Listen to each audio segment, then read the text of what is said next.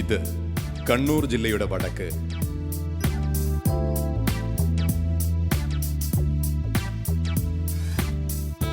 കേളകം എന്ന ചരിത്ര പ്രധാന സ്ഥലം.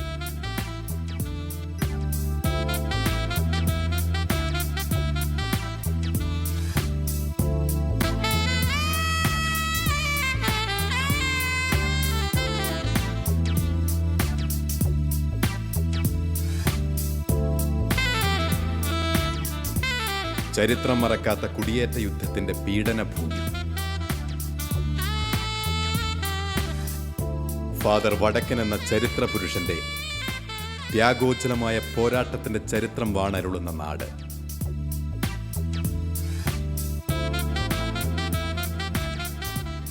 വില്ലിംഗ്ടൺ എന്ന സാമൂഹ്യ പരിഷ്കർത്താവിന്റെ സ്മരണകൾ ഉറങ്ങുന്ന മണ്ണ്. കുടിയേറ്റ ജനതയ്ക്ക് വേണ്ടി സമരവീര്യ പോരാട്ടങ്ങൾ കൊണ്ട് നേടിയെടുത്ത ഈ മണ്ണിൽ ഒരു ജനത നട്ടുനനച്ചു വളർത്തിയത്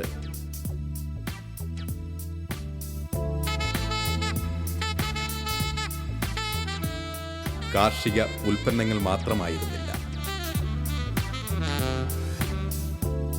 ആത്മീയതയുടെ സുവർണ ഗോപുരങ്ങൾ കൂടിയായിരുന്നു. ആത്മവിശ്വാസത്തിന്റെ അകത്തളങ്ങളിൽ ഇവർ കുടിയിരുത്തിയത് ക്രിസ്തുവിനെ കൂടിയായിരുന്നു.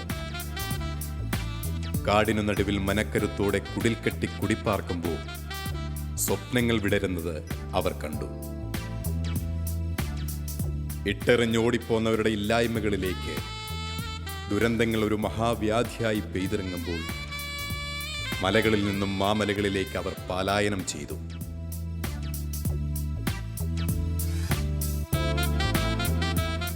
തേനും പാലുമൊഴുകുന്ന താഴ്വാരമായിരുന്നു അവരുടെ ലക്ഷ്യം. പക്ഷേ തരിശു നിലം കാട്ടി അവനോട് ദൈവമരുൾ ചെയ്തു, നിന്റെ വിയർപ്പ് കൊണ്ട് നീ അന്നം ഭക്ഷിക്കുക. കയ്യും മെയ്യും മറന്ന് അവൻ ഭൂവിലേക്കിറങ്ങി. മണ്ണ് കിളച്ചു മറിച്ചു. ഭൂമിയുടെ മൺചാലുകളിൽ അവരുടെ വിയർപ്പുറ്റി മണ്ണിന് വളമേകി. ദുരിതപർവങ്ങളുടെ ചെങ്കുത്തുകൾ അവർ തങ്ങളുടെ അന്നത്തിന്റെ താഴ്വാരങ്ങളാക്കി. ഇടയ്ക്ക് ദുരന്തം വിതറി കടന്നു പോകുന്ന പ്രകൃതി അവരെ നോക്കി പല്ലിളിച്ചു കാട്ടി. എന്നിട്ടും അവർ പിടിച്ചു നിന്നു. പലായനം ചെയ്യപ്പെട്ടവർ തിരിച്ചു പോവാൻ ഇടമില്ലാതെ അതിജീവനത്തിന്റെ ജീവിതരേഖകൾ സ്വയം വരച്ച് പൂർത്തിയാക്കി.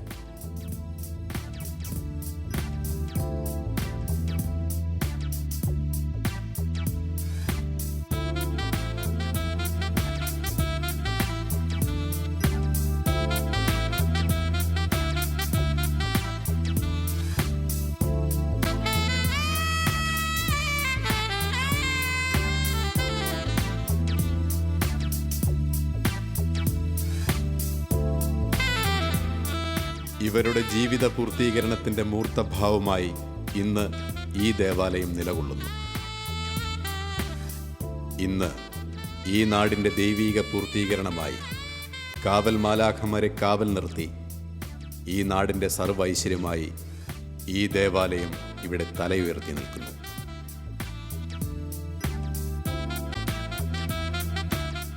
ദൈവീക മന്ത്രണങ്ങൾ ഈ അന്തരീക്ഷത്തിൽ ലയിച്ചിഴുകിച്ചേരുമ്പോൾ ആത്മബോധത്തിന്റെ നിറങ്ങൾക്ക് ഇവിടെ മാറ്റുകൂടുന്നു.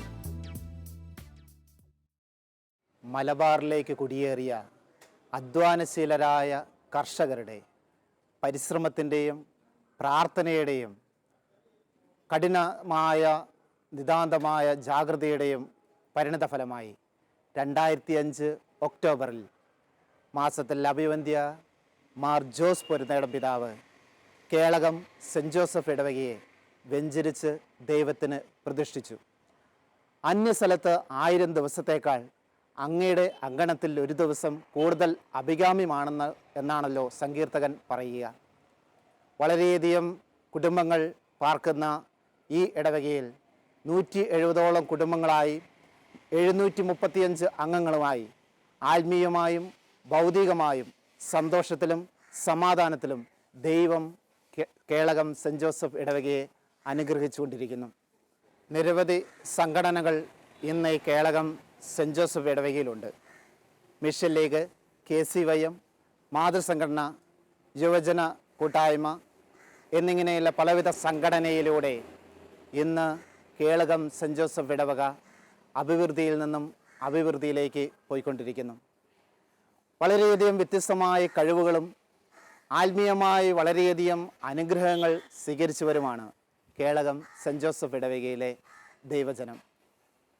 ആത്മീയമായും ഭൗതികമായും ഇന്നും ദൈവം വിശുദ്ധ ഔസേപ്പിതാവിലൂടെ ഈ ജനത്തെ അനുദിനം അനുഗ്രഹിച്ചുകൊണ്ടിരിക്കുന്നു എന്നുള്ളത് വളരെ സന്തോഷം നൽകുന്ന ഒരു കാര്യമാണ്.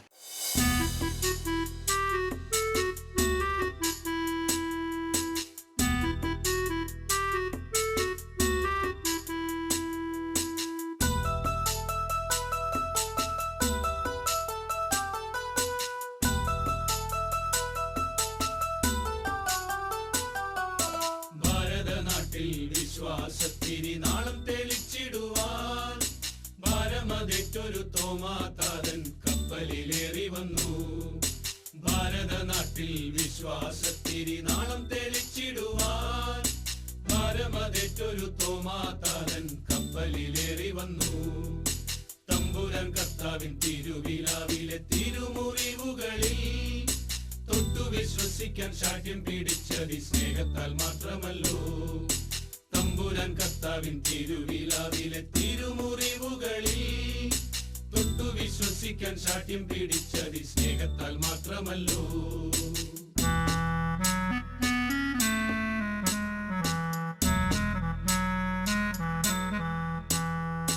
എൻ കർത്താവേ എന്റെ ദൈവമേ എന്നു ചൊല്ലി എത്രയും ശക്തമായി വിശ്വാസം ഏറ്റു ചൊല്ലി.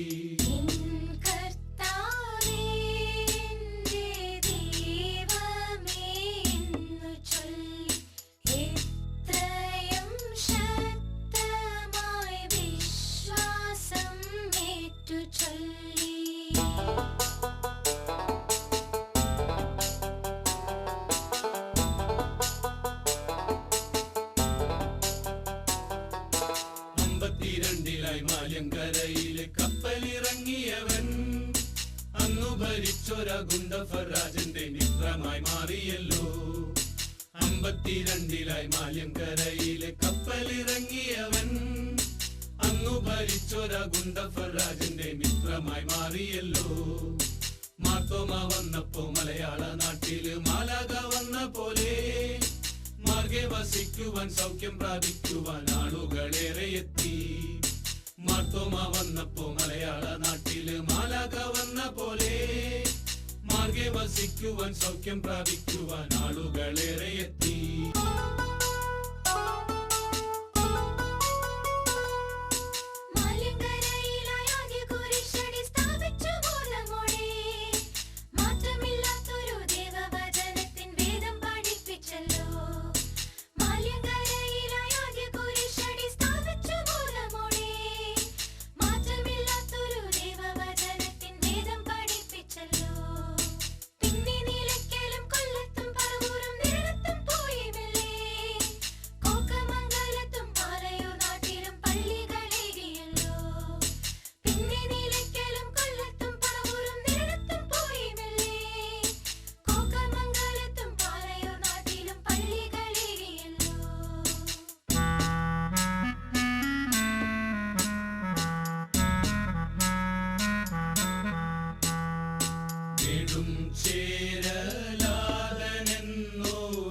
ചേരലാദനെന്നോരജന്റെ ദാനമായി ലഭിച്ചോരാ തിരുവിതാംകോടര പള്ളിയും പണിതു.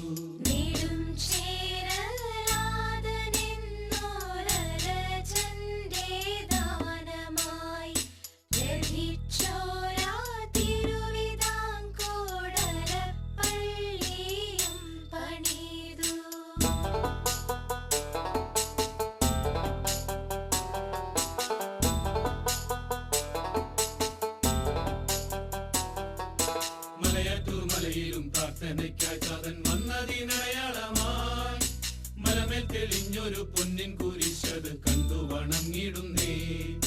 മലയാറ്റൂർ മലയിലും പ്രാർത്ഥനയ്ക്കായി താതൻ വന്നതിനടയാളമായി മലമേൽ തെളിഞ്ഞൊരു പൊന്നിൻ കുരിശത് കണ്ടു വണങ്ങിടുന്നേ.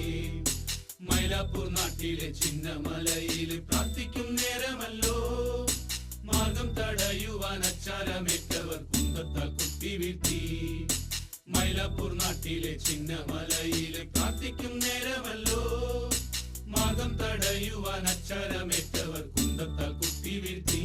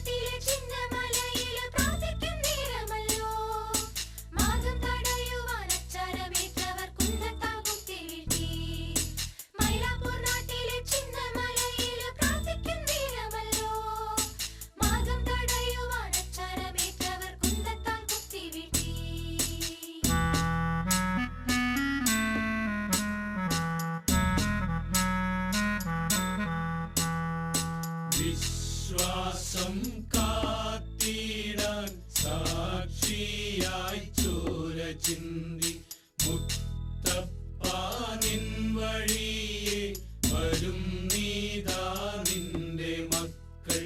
വിശ്വാസം കാത്തിടാൻ സാക്ഷിയായി ചോര ചിന്തി മുത്തപ്പാനിൻ വഴിയെ വരും നീതാ നിന്റെ മക്കൾ. കേളകം ഇടവ നമ്മുടെ ഈ ഇടവേള കുടിയേറ്റ ചരിത്രം തന്നെ 1940-50കളിലാണ് നമ്മുടെ ഈ പ്രദേശത്ത് കുടിയേറ്റം നടന്നത്. ആ കാലത്ത് നമുക്കിവിടെ നിന്ന് പള്ളികൾ ഒന്നുമില്ലായിരുന്നു. 20 കിലോമീറ്റർ അകലെയുള്ള തുണ്ടി സെൻറ്റ് ജോസഫ് ചർച്ചായിരുന്നു നമ്മുടെ ഇടവ. അതിനുശേഷം 4-5 വർഷത്തിന് ശേഷം ചുങ്കക്കുന്ന് ആസ്ഥാനമായിട്ടൊരു പള്ളി വരികയും ഒരു ഓല ഷെഡിൽ കുർബാന ചെല്ലുന്ന ഒരു അനുഭവമായിരുന്നു ആദ്യ കാലഘട്ടത്തിലുണ്ടായിരുന്നത്.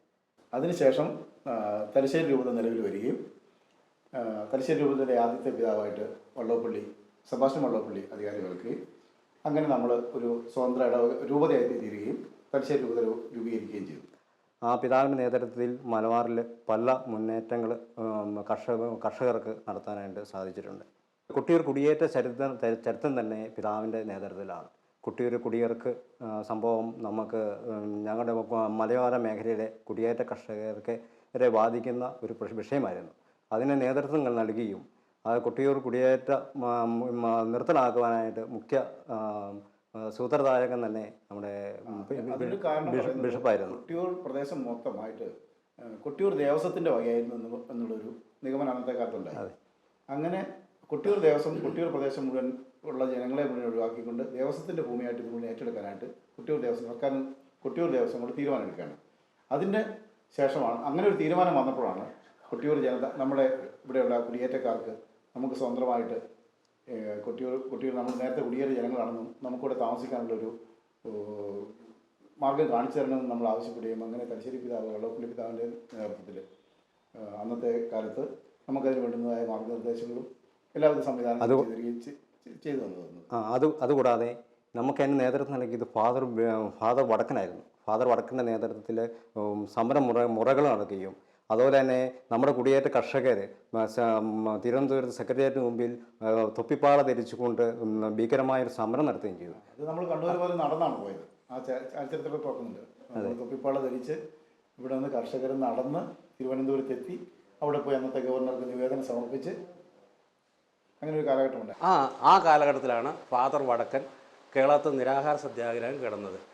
അത് നമ്മുടെ ഇപ്പോൾ ഓർത്തഡോക്സ് പള്ളിയുടെ കുരിശിരിക്കുന്ന ആ ഭാഗത്ത്, ആ മാതാവിൻ്റെ ഒരു കുരിശ് പള്ളി ഇരിക്കുന്ന ഭാഗത്താണെന്ന് ഫാദർ വടക്കൻ 10 ദിവസമാണെന്ന് തോന്നുന്നു, അല്ലേ? 10 ദിവസത്തോളം കിടന്നു എന്ന് എനിക്ക് തോന്നുന്നു.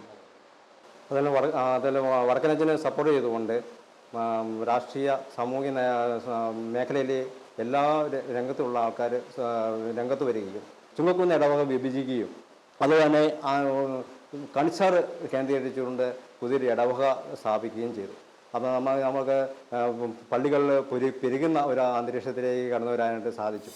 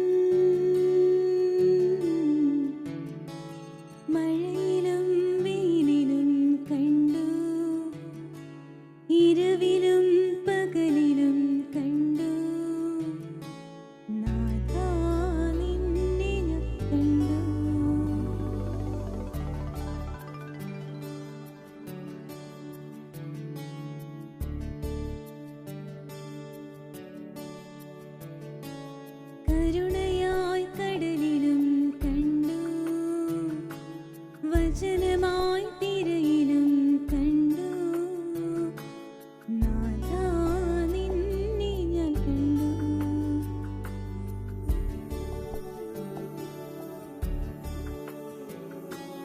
കൂരിരുൾ നോവിലും ഇടറുമെൻ വഴിയിലും നാഥാ നിന്നെ ഞാൻ കണ്ടു.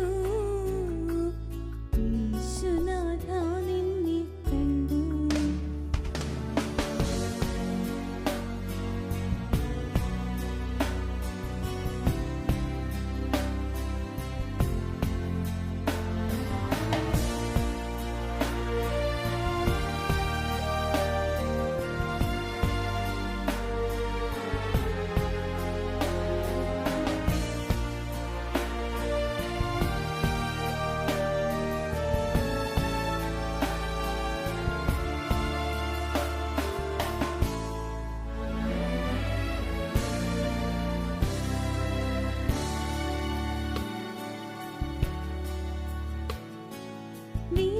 വിരിയുമീതളിലും കണ്ടു,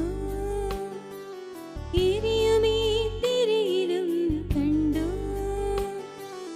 എന്നിലെ ശ്വാസമായി നീ നിറഞ്ഞു, എന്നാത്മാവിൻ ആഴമായി നീ തെളിഞ്ഞു. ഈ നാദത്തിലും അതിൻ രൂപത്തിലും മഴവില്ലിലും തിങ്കളിൻ ചന്തത്തിലും ഈ സ്വരമേഴിലും ഈശോനാഥാ നിന്നെ കണ്ടു. മഴയിലും വെയിലിലും കണ്ടു, ഇരവിലും പകലിലും കണ്ടു, നാഥാ നിന്നെ ഞാൻ കണ്ടു.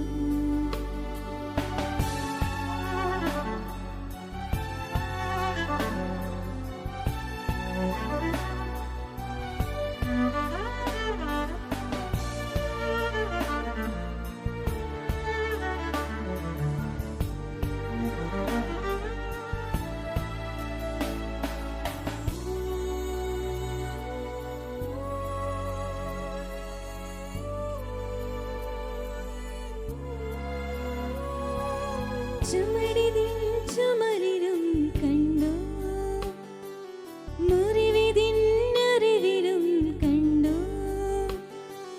മുൾമുടിച്ചോരയിൽ ഞാൻ കരഞ്ഞു, എൻ പാപത്തിൻ ഭാരം നീ പേറി നിന്നു. ഈ വാനത്തിലും മരുതീരത്തിലും ഇളം കാറ്റിലും പൂങ്കുയിൽ ഗാനത്തിലും എൻ മിഴിനീരിലും ഈശോനാഥാ നിന്നെ കണ്ടു. മഴയിലും വെയിലിലും കണ്ടു, ഇരവിലും പകലിലും കണ്ടു,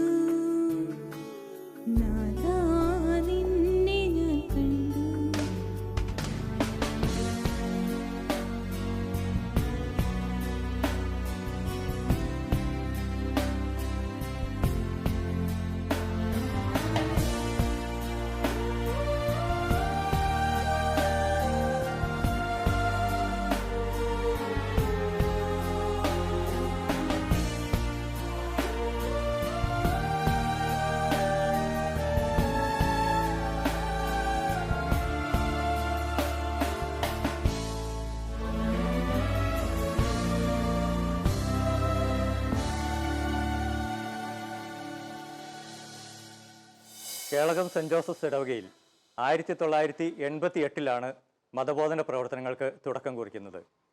അതിനു മുൻപ് കേളകത്തെ കുട്ടികൾ ചുങ്കക്കുന്ന് പള്ളിയിലും കണിച്ചാറ് പള്ളിയിലുമായിട്ടാണ് വിശ്വാസ പരിശീലനം നടത്തിയിരുന്നത്. 1 മുതൽ 4 വരെ ക്ലാസ്സുകളിലാണ് ആദ്യമേ ഇവിടെ മതബോധന പ്രവർത്തനങ്ങൾ ആരംഭിക്കുന്നത്. തുടർന്ന് ഓരോ വർഷങ്ങളിലും ഓരോ ക്ലാസ്സുകളായി മുന്നേറി 1994 1 മുതൽ 10 വരെ ക്ലാസ്സുകളിൽ വേദപാഠം ഇവിടെ നടത്തുന്നത്. ബഹുമാനപ്പെട്ട വികാരിയച്ഛൻ്റെ സജീവ സാന്നിധ്യവും സ്നേഹവും നിർദ്ദേശവും ഞങ്ങൾക്കെപ്പോഴും പ്രചോദനമാണ്. കുട്ടികളുടെ ആധ്യാത്മികവും ഭൗതികവുമായ വളർച്ചയ്ക്ക് ഉതകുന്ന വിധത്തിൽ പരിശീലനങ്ങൾ നൽകുന്നതിനും അവർക്ക് സമ്മാനങ്ങൾ നൽകുന്നതിനും മത്സര പരിപാടികൾ നടത്തുന്നതിനും ഇവിടുത്തെ അധ്യാപകരും ബഹുമാനപ്പെട്ട വികാരിയച്ഛനും എപ്പോഴും ഉത്സാഹം കാണിക്കുന്നു. കുട്ടികളുടെ ആത്മീയമായ വളർച്ചയ്ക്ക് ബഹുമാനപ്പെട്ട വികാരിയച്ഛൻ എപ്പോഴും കൂടുതൽ ഊന്നൽ നൽകാറുണ്ട്. ഇപ്പോൾ 13 അധ്യാപകരുടെ നേതൃത്വത്തിലാണ് ഇവിടെ മതബോധന പ്രവർത്തനങ്ങൾ നടന്നു വരുന്നത്.